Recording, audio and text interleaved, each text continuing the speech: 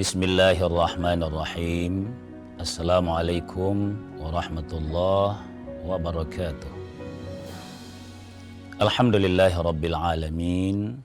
Al-qail, a'udzu billahi minasyaitonir rajim. Bismillahirrahmanirrahim. Inna iddatash syuhuri 'indallah 12 syahran. Yauma khalaqas samawati wal ard minha arba'atun hurum ila akhiril ayah.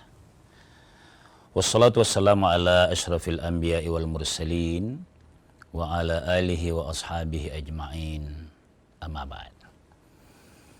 Alhamdulillah, begitu mendalam rasa syukur kita kehadirat Allah Subhanahu wa taala. Pagi hari ini kita sehat walafiat dan sudah berada di tahun barunya kita umat Islam, yakni Muharram 1448 Hijriah. Tentu banyak dan besar harapan kita bahwa hari kemarin sudah banyak ibadah dan amal yang kita amalkan dan kita jaga. Tapi sebagai orang beriman, optimislah hari ini dan selanjutnya di tahun baru Muslim ini lebih kuat lagi komitmen, lebih kuat lagi semangat, visi dan misi lebih diperbaharui lagi, insya Allah. Salawat dan salam atas junjungan kita Nabi Allah Muhammad sallallahu alaihi wasallam. Pemirsa yang berbahagia, berangkat dari semangat kebaruan di tahun baru Islam ini, ada bagusnya kita mencoba melihat hal-hal apa yang menjadi bekal dan motivasi bagi kita sekalian untuk diamalkan di bulan ini, yakni beribadah yang baik kepada Allah di dalamnya untuk menjadi motivasi dan spirit sepanjang tahun ini. Kita mau melihatnya dari apa yang disunnahkan Rasulullah Sallallahu Alaihi Wasallam. Tapi izin pemirsa, karena keywordnya, kata kunci dari tema kita adalah Muharram. Apa itu Muharram? Muharram itu satu akar kata dengan haram. Masjid haram, kemudian berbagai tempat ada bulan yang dikatakan dengan haram. Apa itu haram? Penjelasannya gini. Ada sesuatu yang diharamkan di dalamnya karena di baliknya ada sesuatu yang sangat mulia di sisi Allah Subhanahu wa taala, maka haram atau diharamkan oleh agama, oleh syariat, Allah Subhanahu wa taala melakukan pelanggaran. Kenapa disebut masjid nomor 1 di dunia di Makkah itu sebagai Masjidil Haram? Bukan dia haram yang terlarang, tapi di sekelilingnya tidak boleh ada pelanggaran. Kalau ada pelanggaran di sekelilingnya, maka harus semakin berat hukumnya. Makanya kalau di Makkah itu, terutama di sekeliling haram, kalau ada pelanggaran, mencuri apa segala macam, ya potong tangan langsung. Nah, apa kaitannya haram atau muharram ini? Dari kata harrama yuharrimu tahriman. Bahwa muharramun, di dalamnya ada sesuatu yang tidak boleh. Apa yang tidak boleh? Kalau merunut dari sejarah, apa yang dikisahkan oleh hadis-hadis, karena kebiasaan Arab jahiliyah dulu, tempo doloe, generasi muda kita bilang, itu membolehkan perang 1 tahun, tidak peduli bulan apapun. Dia. Kemudian tahun berikutnya tidak boleh perang. tapi sering dilanggar. Itu. Nah, kayak sekarang orang bikin perjanjian, tidak saling perang, dilakukan. Ya kayak Arab jahiliyah persisnya, watak-watak jahiliyah, dan pasti selesai. Akan selesai itu. Hukum alam yang berkata demikian. Nah, kembali ke Muharram. Karena ada sesuatu yang tidak boleh dilanggar di dalamnya, maka bulan ini disebut dengan Muharram. Bulan yang sering kita sebut sangat dimuliakan. Karena dia dimuliakan, maka agama menegaskan ke kita. Izin pemirsa sekalian. Saya membiasakan apa yang menjadi dasar pembicaraan kita itu saya bacakan dalilnya.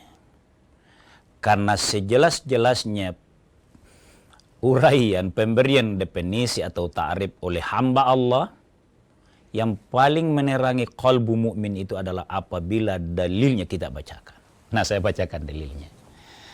Dalam surah At-Taubah Allah Subhanahu wa taala berfirman, "Inna 'iddatasy syuhuri", sesungguhnya hitungan bulan di sisi Allah.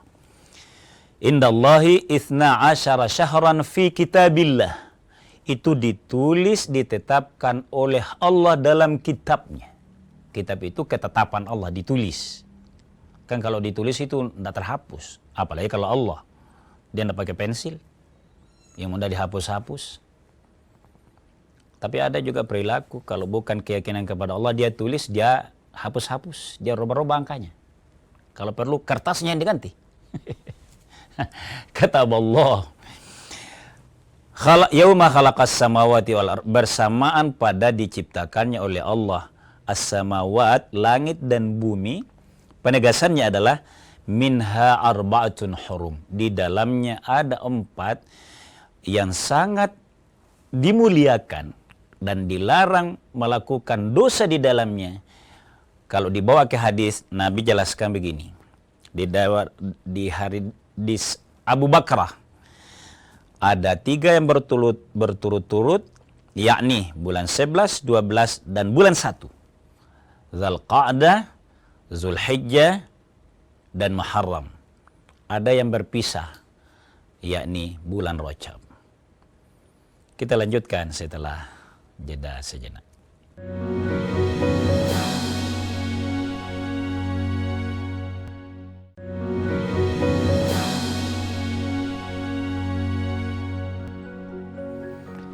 Pemirsa sekalian kaum muslimin yang dimuliakan oleh Allah Subhanahu wa taala, dari pemahaman berdasar dalil tentang penamaan Muharram itu, ada sering pemahaman terbatas yang terwariskan.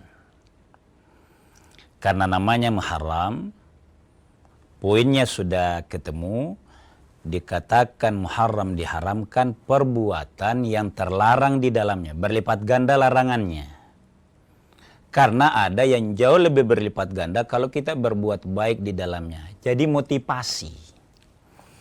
Tapi kadangkala ada informasi dari mulut ke mulut yang harus lebih diliterasi, lebih sabar kita dakwahi kira-kira.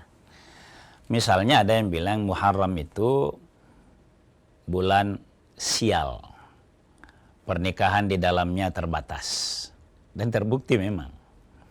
Di kantor-kantor KUA itu tidak sebanyak bulan-bulan lain. Sebenarnya tidak masalah. Tapi yang kita mau luruskan adalah di dalamnya ada yang dilarang, perbuatan dosa. Bukan sial kalau melakukan hal-hal baik. Justru makin amal itu baik, makin lakukan. Karena kalau justru menahan diri dari perbuatan baik, membatasi diri lebih banyak, tidak keluar rumah misalnya karena takut suasana. Kecuali kalau memang suasana alam ribut ya, ada demo misalnya, bukan itu maksudnya.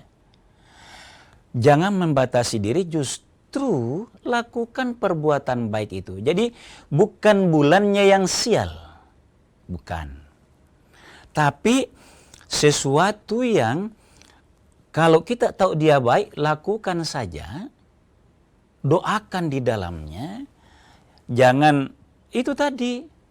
Kalau ada yang saling mengumpat, saling menyumpai, bukan malah saling mendoakan, bukan saling bersedekah, ya memang menimbulkan kesialan. Jawab ini dengan melakukan kebaikan. Nah, kita lanjut pemirsa sekalian. Amalan sunnah apa yang justru dianjurkan oleh Nabi Shallallahu Alaihi Wasallam? Kalau kita buka dalil yang paling sederhana saja, misalnya Riyadhus Shalihin, itu paling banyak dianjurkan adalah puasa. Misalnya Nabi bersabda begini, Afdhalus siyami ba'da Ramadhana. Sebaik-baik puasa di luar bulan Ramadan adalah Syahrullahil Muharram. Adalah berpuasa di bulannya Allah, Syahrullahi Al-Muharram. Jadi penjelasannya di belakang, yang mana dikategorikan bulan Allah adalah Al-Muharram. Apa artinya? Berpuasa secara umum di bulan Muharram itu nomor 1 di luar Ramadan. Tapi ini secara umum. Dimaknailah kemudian ada yang terbatas pada 10-nya. Kemudian mampu tambah 9-nya. Kalau masih mampu lagi, tambah 11-nya. Mampu lagi, ya Senin Kamisnya terapkan saja. Karena dalil atau hadis ini hadis umum. Nah, pemirsa sekalian, saya bacakan bahwa faman shama yauma asyura, apa pahalanya? Siapa yang puasa pada satu hari khusus pada Asyura, ka'annama shamad dahra kullah. Dia diberikan keistimewaan, kemurahan Allah. Kalau dia ikhlas melakukan puasa di situ, puasa sama dengan setahun. Kenapa itu? Wa huwa shaumul anbiya, itu perilakunya para anbiya, para nabinya Allah Subhanahu wa taala. Itu puasanya. Amalan sunnah yang lain yang mana? Nah, ini karena kita ini menghidupkan sunnah di bulan di bulan Muharram. Lanjutan hadisnya adalah wa man ahya lailata asyura bil ibadah. Siapa yang ahya itu menghidupkan malam, menambahi begadangnya kira-kira, ditambah zikirnya. Lebih mudah kita menyebutnya di tahajud lah, tambah jamnya. Kan ada yang biasa begini pemirsa sekalian. Karena mau sekali qiyamul lail, jam berapapun dia bangun, entah sudah dekat subuh, 1 jam sebelum subuh di jam 4 misalnya, di situ kan paling bagus tahajudnya. Tapi ada orang, kalau dia bangun buang air di sebelum jam itu, dia bangun. Kalau dia tambahi ahyaha, begadangnya di situ dengan salat, apalagi dengan zikir, maka faka'annama abadallaha ta'ala mithla ibadati ahli samawati sab'i. Masya Allah. Orang yang menambah ibadahnya, begadangnya, tapi ibadah ya. Jangan sekarang banyak ini yang nikmat terasa. Pengganti ibadah. Game. Apalagi sekarang eranya Piala Dunia. Bagaimanalah Piala Dunia itu banyak zikirnya di situ. Wih, hebatnya Allah kasih kaki yang hebat. Kira-kira gitu. Sesuai konteks kita. Tapi siapa yang tambah begadangnya dalam rangka ibadah kepada Allah, maka dia sama dengan ibadah ahli samawati sab'i, sama dengan ibadahnya penduduk langit 7 lapis. Siapa di sana? Para malaikat al-muqarrabin. Masya Allah. Manusianya ada di muka bumi. Hanya sedikit yang kita luangkan waktu, 1 malam lagi. Kalau juga belum beribadah di malam itu, terlalu merasa banyak modalnya. Seakan-akan kita berkata, saya kan sudah banyak ibadahku ya Allah. Saya tidak butuh malam ini. Allah informasikan lewat hadis Nabi ini. 1 malam. Jadi kalau ada orang yang biasa begadang baru dialihkan khusus malam itu, Masya Allah, nilainya sama dengan ibadah penduduk as-samawati sab'a,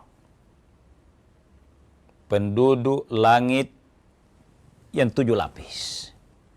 Ini ibadah di dalamnya dinilai oleh Allah. Bagaimana kalau bukan jauh malam? Kesimpulannya, sejak masuk 10 Muharram atau di maghribnya, apapun ibadah yang kita lakukan di situ sama dengan ahya. Karena yang dimaksud bukan betul-betul begadangnya, bukan menahannya diri. Kalau diisi di malam-malam itu biasanya sedikit lebih banyak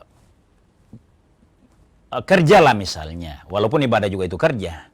Tapi khusus di 10 Muharram itu, di Asyuranya, lewat hadis ini, itu nilai ibadahnya luar biasa di sisi Allah Subhanahu wa Ta'ala. Siapa yang tidak mau beribadah seperti ini? Bukan sama dengan ibadahnya ayah dan ibunya, enggak. Sama dengan nilai ibadahnya penduduk langit dan bumi yang 7 itu. Pemirsa sekalian kaum muslimin dimuliakan oleh Allah, jadi sudah 2 amalan sunnah yang utama di bulan Muharram. Pertama, puasanya lebih fokus kepada Asyuranya dulu, lalu kemudian ahyaha, ibadah-ibadah yang ditambah, umumnya ibadah. Kita lanjut setelah jeda sejenak.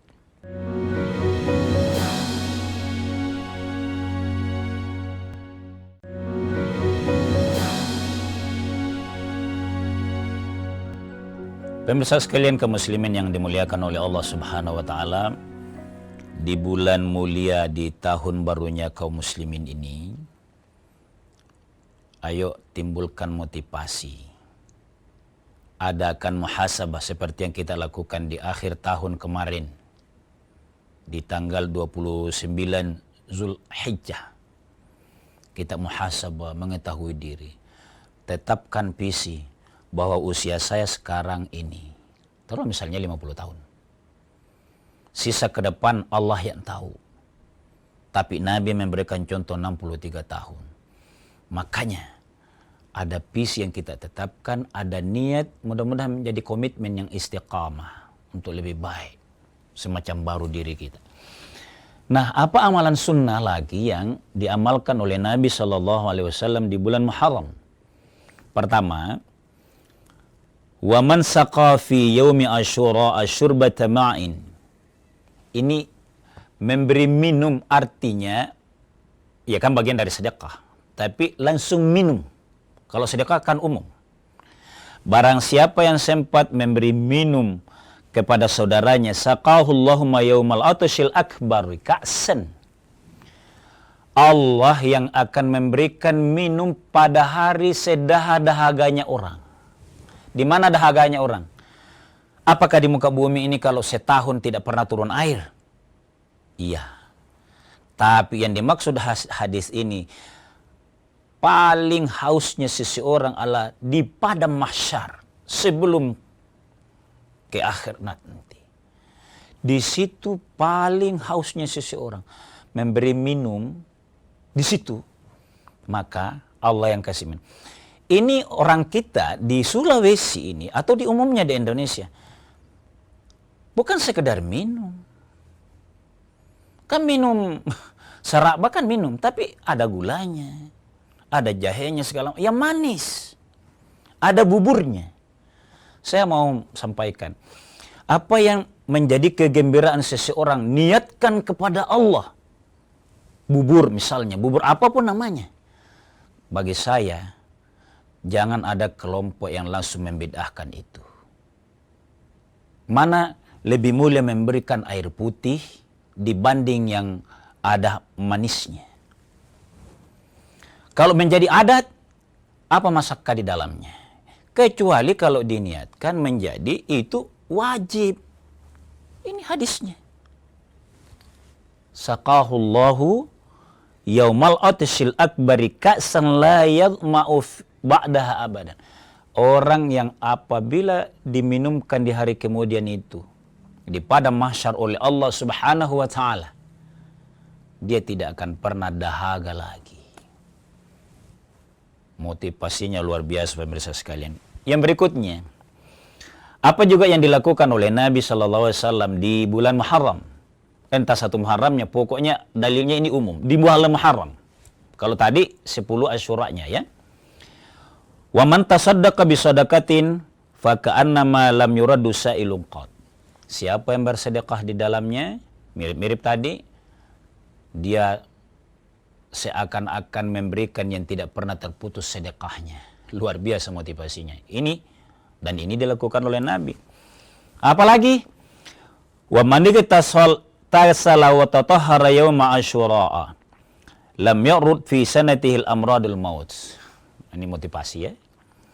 Barang siapa yang betul-betul gembira, jadi dia berniat memberi minum, bersedekah lagi, membersihkan diri, mandi kata salah sampai mandi. Artinya tidak boleh tidak. Pemirsa sekalian kan terasa ini ya. Tidak ada optimisme pada orang yang tidak bersih.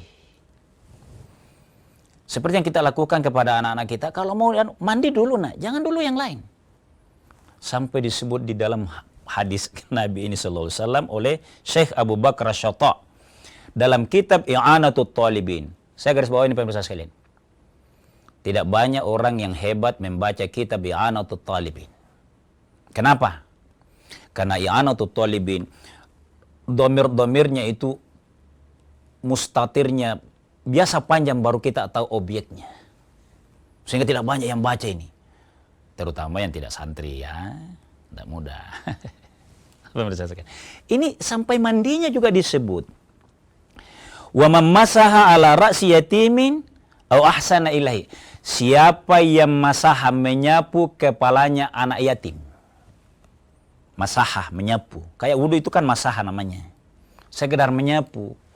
Sudah ada pahalanya. Dilindungi oleh Allah Subhanahu wa taala orang itu, diamankan oleh Allah Subhanahu wa taala.